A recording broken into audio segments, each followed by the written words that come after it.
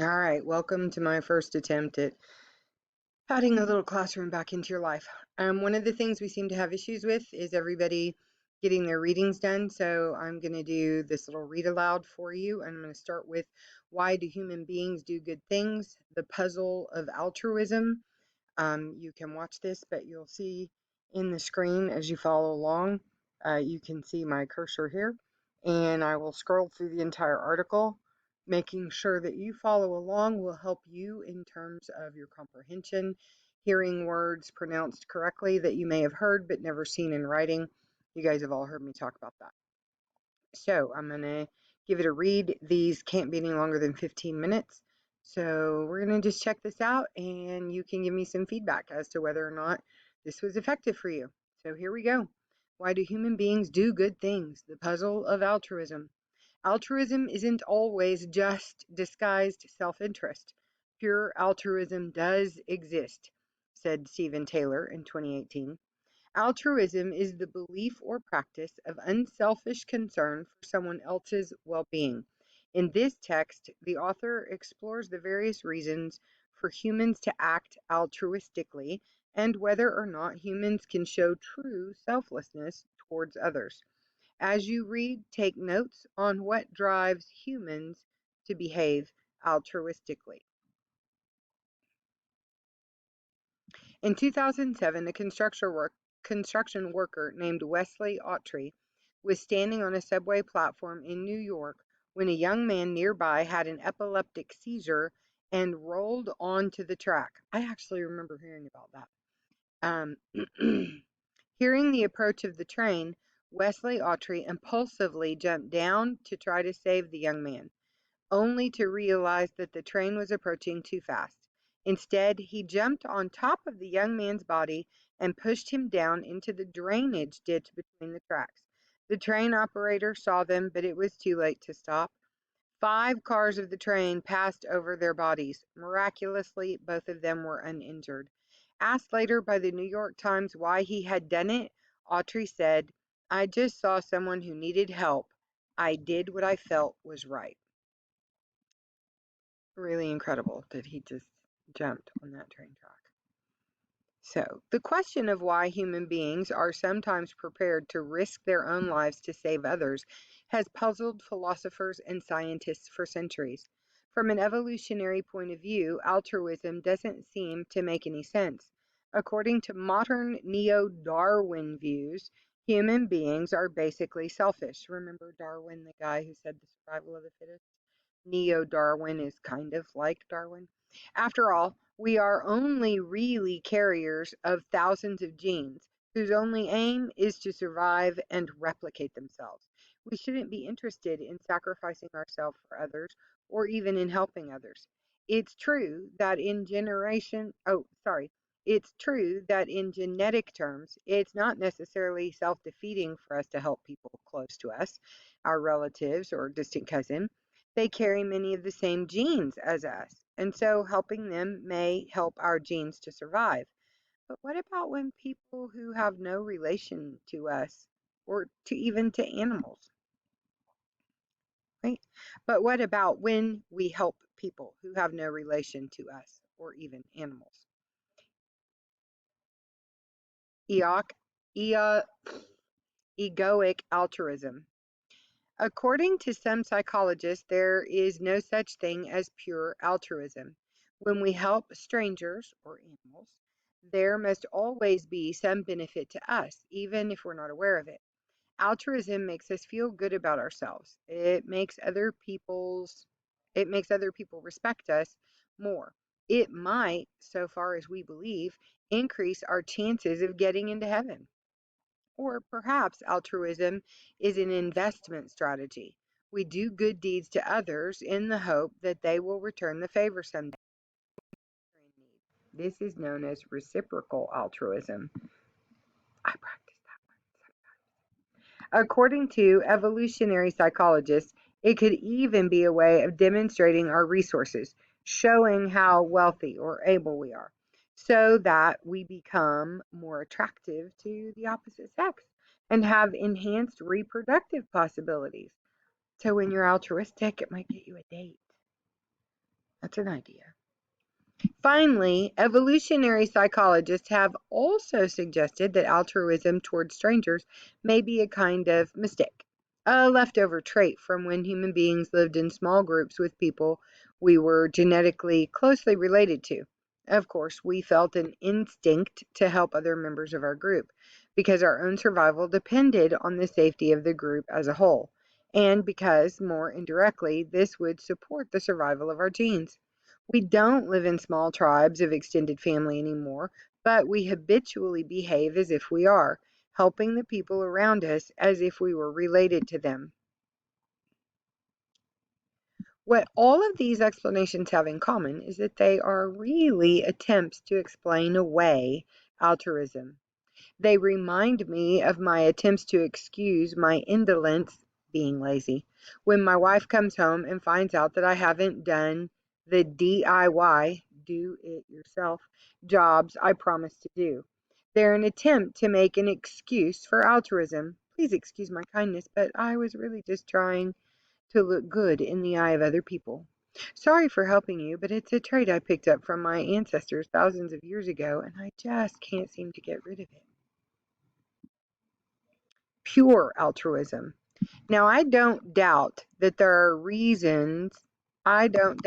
these reasons apply sometimes. Many acts of kindness may be primarily or just partly motivated by self interest. But is it naive to suggest that pure altruism can exist as well? An act of pure altruism, such as Wesley Autry's, may make you feel better about yourself afterwards, and it may increase other people's respect for you or increase your chances of being helped in return at a later point. But it's possible that at the very moment when the act takes place, your only motivation is an impulsive, unselfish desire to alleviate suffering. Yesterday, I was about to have a shower and saw a spider near the plug of our bath.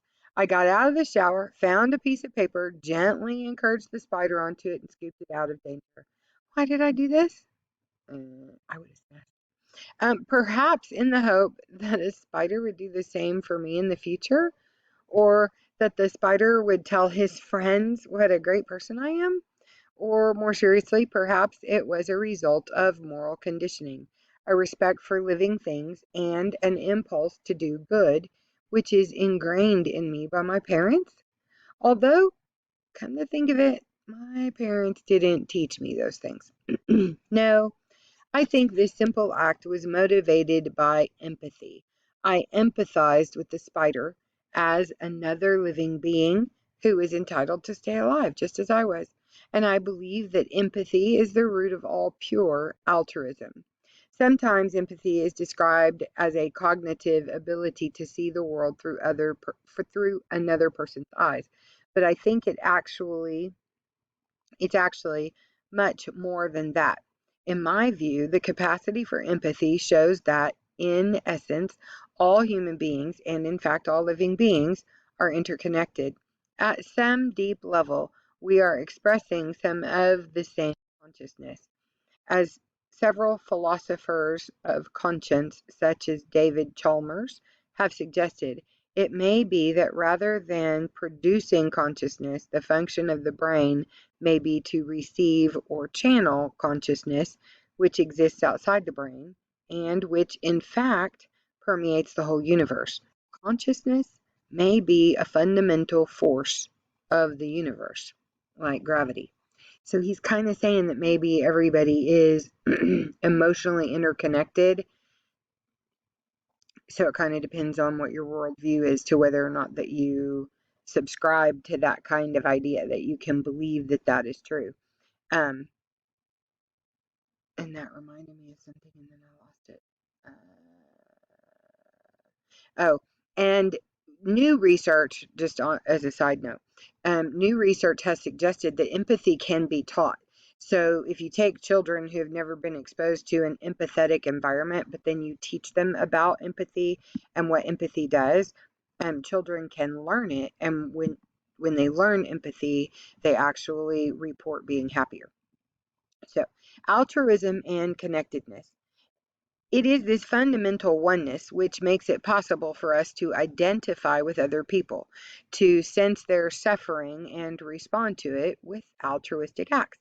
We can sense their suffering because, in a sense, we are them. And because of this common identity, we feel the urge to alleviate other people's suffering and to protect and to promote their well being, just as we would our own.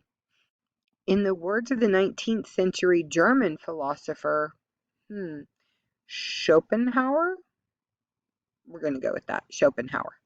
My own true inner being actually exists in every living creature, as truly and immediately known as my own consciousness in myself. This is the ground of compassion upon which all true, that is to say, unselfish, virtue rests, and whose expression is in every good deed. In other words, there's no need to make excuses for altruism. Instead, we should celebrate its transcendence of seeming separateness. Rather than being unnatural, altruism is an expression of our most fundamental nature, that of connectedness. So basically, the idea that you do good to be good is kind of where this whole article goes. So I hope reading it aloud to you helped you a little bit. Again, go back. I hope it doesn't make you dizzy. I'm going to scroll all the way back to the top again. Why do human beings do good things? The puzzle of altruism. You should ask yourself why you have done good things. Or when you haven't done good things, could you have? Or how would you have felt had you done a good thing? I've been very blessed by all of you, and so many of you have done nice, kind things for me and sent nice, kind messages. So, there's lots of ways to practice that altruism. All right, kiddos, love you bunches. I will try to read the other article, and I will need feedback either in Remind or in the Google Classroom as to whether or not having me read aloud to you is helpful. And these are kind of, for those of you, all of you were in class before, I kind of have these little sidebars and go off on these little bunny trails of information. So I hope this gives you a feeling of normalcy and kind of returns you back to our classroom environment. Miss you all. Big hearts. And oh yeah, pay attention. You don't always pronounce the words right on the first go round, and sometimes you have to reread sentences. Reading comprehension skills. See ya.